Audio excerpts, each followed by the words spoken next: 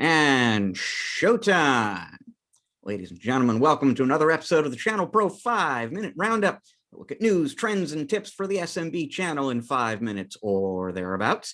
My name is Rich Freeman. I'm executive editor of the ChannelPro Network, also a co-host of this program. I am joined this week, as I am every week, by your other co-host, Eric Simpson, a business transformation and improvement advisor to MSPs and other IT providers. Eric, how you doing? Doing well, Rich, doing well. How are you doing? You know what? We're back in the heat dome here in Seattle. It's not too bad, but it's definitely warmer than it normally is. True down there as well?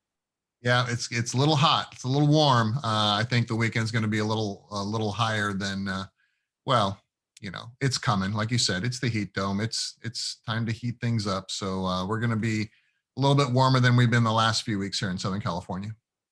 It is that time of year. So if it wasn't this weekend, it was going to be another weekend. And yeah, well, good luck with that. I know at least you have outstanding air conditioning, and that will be helpful. Let us dive into our top story of the week here. Strictly speaking, folks, bit of a confession. This is news from last week that we didn't get a chance to talk about on last week's show. I hadn't actually written about it when we recorded the previous episode. So here's our first shot at it. It came out of ConnectWise at their IT Nation Explore event, which they're doing sort of in stages this year. Last week was stage one, if you will, and they made a couple of product announcements at that show, one of which concerns a product many of you are probably at least a little familiar with called Brightgage. Brightgage is a reporting dashboard kind of tool for MSPs to use to track their own business performance, key performance indicators. Continuum bought it a few years back, then ConnectWise bought Continuum, so it's part of the ConnectWise portfolio now. And ConnectWise has introduced a new version of the system that they're calling Brightgage Essentials. And what's significant about this particular solution is that it is sort of a lightweight beginner's version of the tool, much less customizable, much less robust than the full-blown Brightgage edition. It comes with 4 pre-built dashboards, 3 reports. You don't modify those, but they're going to give you some pretty essential data points that you'll want to look at to see how your business is doing and make adjustments that you need to.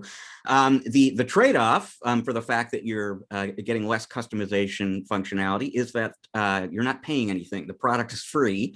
And the idea basically is to allow more MSPs to draw on analytics in terms of how they draw the business without requiring them to make an investment in the Brightgage product, learn how to use it and customize it and so on. This is a first step. It may be all some MSPs wish to do. Others will maybe have their appetite whetted and move on from there to the full-blown edition. The other thing ConnectWise announced last week is a new add-on for ConnectWise Manage, their PSA system, and they are calling it ConnectWise Manage Billing Reconciliation. And it takes on a major headache that I'm sure a lot of people in our audience deal with on a regular basis, which is collecting information, consumption-based cloud information from a bunch of different providers, pull that all together, pull it into the PSA system, reconcile it against the customer records, generate invoices based on that data. For most companies out there right now, that's a very manual, hands-on, time-consuming process. There are some tools out there that automate that. And now ConnectWise has created one for its PSA system. They say using this tool, you can get that process done in less than 10 minutes, and potentially even less than that if some of those cloud solutions that you're billing customers for were purchased through the ConnectWise marketplace, their cloud marketplace, because there's a direct tie-in between their marketplace and that system. So, not giant earth-shattering announcements, Eric, but definitely 2 product rollouts from ConnectWise that address pain points or opportunities for a lot of MSPs. Absolutely. Yeah, hats off to ConnectWise to continue to kind of, on with the Brightgage Essentials product. Obviously there's value for both sides here, right? ConnectWise gets to use that as kind of for partners that aren't familiar with ConnectWise to introduce them to Brightgage and the ConnectWise relationship that way. but also to drive these business owners to be more strategic about running their business. And yeah, I work with lots and lots of partners that are using Brightgage because it makes it really simple to visualize performance metrics and things like that. So, I think that's great. I think they're driving the MSPs, to become more strategic by offering this tool as kind of in that freemium model. So I think that partners will benefit from it. Too bad they can't at least customize a little bit of it. But I'd be interested to see what these canned dashboards and reports look like. I'm sure they'll be valuable, beyond what the MSPs are doing that aren't using something like this. Maybe they're, tracking this stuff on spreadsheets and things like that when the way I used to do it when I had my MSP way back in another lifetime. So that's interesting. And of course, anything that can help our partners simplify the spaghetti of cloud and consumption billing is welcome as well. I mean, that is probably the toughest thing, the most time-consuming and frustrating activity that an IT organization has to go through every month or however long they bill. I mean, it's just truing up, consumption-based services and making it simple to bill. So if, I perked up when you said it's going to take 10 or 15 minutes to do this, because if that's true, there's going to be it's going to be like a gold rush to participate in that. That's very helpful to MSPs as well. Yeah, and keywords there were if that's true, and we'll see. We'll talk to ConnectWise partners down the road and see if the product lives up to the promises. But yeah, I think there will be a lot of people who will be interested in it if it really does simplify things to that extent. Last quick point I'll make, is companies like ConnectWise, Kaseya, Enable, et cetera, they are still much stronger on endpoint management than they are on cloud management, but working to change that. And this is another little step in that direction. Some of these companies have cloud optimization products now that kind of help you optimize the licensing model for cloud systems. Here's another little step in the direction of taking the cloud management task a bit more seriously from ConnectWise. I'm sure we're going to see a lot more of that kind of thing down the road. So time for your tip of the week here, Eric. We were talking about Brightgage and keeping an eye on the numbers as a way to measure your business. You've got a different dimension of the business that you want to talk about keeping an eye on this week. Right. Yes, that's a great way to segue in, Rich. So we were talking about maybe platforms and processes here a little bit. When I talk about the 4 dimensions of an organization and how to evaluate it for transformational growth, I talk about the 4 Ps a lot: people, platforms, processes, and products and services. And so we've covered platforms and processes a little bit with our news story. So the tip of the week is going to cover the people component, the people P. And so I'm gonna call back. It's been a minute since we talked on the show about the entrepreneurial operating system, the book Traction by Gino Wickman, which is one of my recommended books for every business owner. And it's a framework for getting focused and really getting traction and growing your business. And I'm an EOS implementer, so I help partners through this philosophy. I was working with a partner earlier this week, and we were working on the people part of their business, and we're using a tool.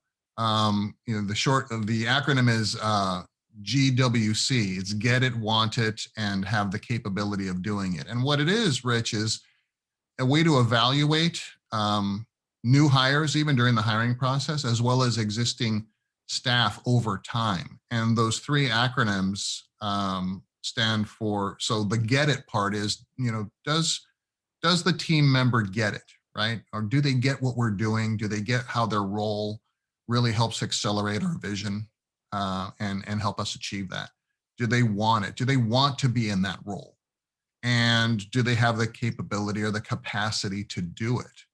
And, in many cases, our staff just knocks it out of the park all the time. They get it, they want it, they're capable of doing it, and they help us grow our businesses. But sometimes morale, can impact, an organization's growth, and it can impact staff's outlooks. I know that, we are still kind of, I'm not sure where we are in kind of getting out of this pandemic now, because there seems to be a gray area now with this Delta variant and all this. It's, sounds like science fiction. We have the Delta variant, right? But I know that speaking with partners that it's been challenging to maintain a high level of morale when all of their team has, had to have been working from home a lot, and now maybe they're coming into the office a little bit, maybe not. You're losing that cohesion and that team, that team environment, right, where everybody feeds on each other. So maybe some of your team members still get it, maybe some don't anymore. Maybe we need to work on that and reinforce that, right? The vision, mission, values, go above and beyond what we maybe normally had done in the past, because not only are we having to maintain a high level of morale with distributed workforces now, but maybe we have to recover from some of that, sense of maybe lower morale, maybe, self-motivation took a hit a little bit, things like that. Do they want it? Do they still want to be in their role, right? So evaluate your staff when you're doing your reviews, and just, check that, because if you've got a great person in the organization that you would love to see grow with the organization, and they're just not feeling it anymore in their particular role, explore what else would be interesting for them to do, right? Because the last thing you want to do is have a great individual kind of walk out that door. And then the capacity or the capability to do it. Are we delivering the mentorship, the coaching, the training that individual really needs to excel, right? Because all of these things all feed on each other, right? It's not like, well, if I just fix one thing, that'll be okay, right? This is all of the aspects of keeping a healthy, positive, energetic environment that the team, loves to come to work and do their job. I mean, I've had experiences like that, Rich, where, man, I couldn't wait to get in the office because it was such a good time and we felt like we were changing the world. And, I've had the opposite experience as well. And guess which one didn't last very long compared to the other? It's the one where you're not really feeling it. I don't get it anymore. Why are we doing that now, right? What's the point? I really don't want to be doing this. I'm kind of burning out. So the tip of the week is just, take the pulse of your staff, especially now. I mean, it's been, over a year and a half, Rich, since the pandemic first hit. We've been through a lot, and we've asked our teams to go to battle with us and go above and beyond to take care of our clients and customers. So time to evaluate how they're doing and make sure we're doing everything we can to make sure that they feel that they're being successful and appreciated. It's timely advice, Eric, for the reasons you cited there. We're in a weird time. We've been in a weird time and a difficult time for an extended period. So it really does make sense to keep a closer eye than usual, maybe, on your employees, on team morale, collectively, individually. But I mean, this is evergreen advice as well. There may not be a pandemic that is creating potential issues on the team all at once, if you will. But as the business grows, as conditions change, there can be changes in terms of workforce motivation and so on that can kind of creep up on you. And so you really do need to be keeping an eye on that, keeping track of that, checking in with people about that on a continuing and an ongoing basis to make sure that you don't figure out that people no longer get it or want it in particular when they're already heading out the door. Especially these days, it's not easy to get good people. You really don't want to do anything that might lead somebody to go find greener pastures somewhere else. So yeah, by all means, focus a little extra attention on this kind of thing now, and then keep doing it going forward, even when we've truly permanently put this pandemic behind us, because it's just good, smart management. Well said, Rich.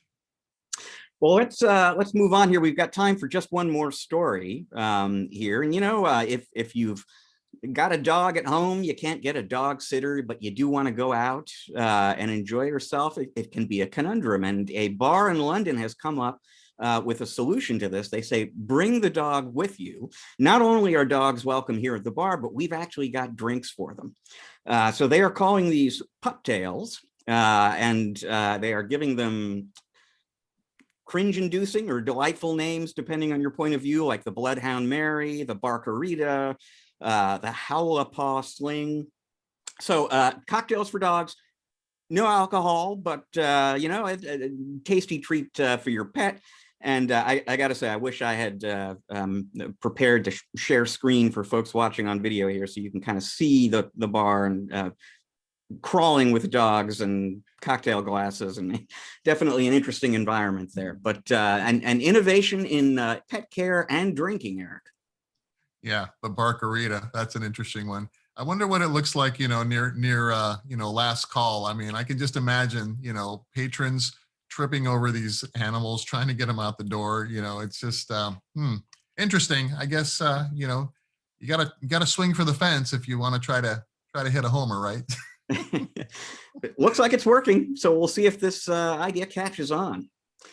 Well, folks, that is all the time we've got this week on the 5-minute roundup for you. Thank you so much for watching or listening. We are both a video and a podcast these days. If you are watching on video, but you're into podcasts, we encourage you to become a podcast subscriber. You will find us on Spotify, Google, Apple, Stitcher, any place podcasts can be found. Go ahead and sign up there. If you can, take the extra 2-3 seconds to give us that 5-star rating so that your peers can find us a little bit more easily. We'd appreciate it. If you are listening to the podcast now, but you want to watch instead, then the thing to do is go to the ChannelPro Network channel on YouTube. You'll find videos of all our episodes up there. If you click the little bell icon, you'll get notified when the new episodes become available. To learn more about Eric and his business and the work he does with his clients, you should visit ericksimpson.com. That is ERICK Simpson.com, and you will get all of the details. And last but not least, I almost skipped over the fact, if you want to read more about ConnectWise and their recent announcements, you want to get all sorts of great new content, business growth advice for your company, please visit ChannelProNetwork.com every day, because we've got great new content for you there every day. So once again, thank you very much for watching and listening. We will be back again next week with another episode. Until then, folks, please enjoy the rest of your week. Eric and I are enjoying the rest of your week already.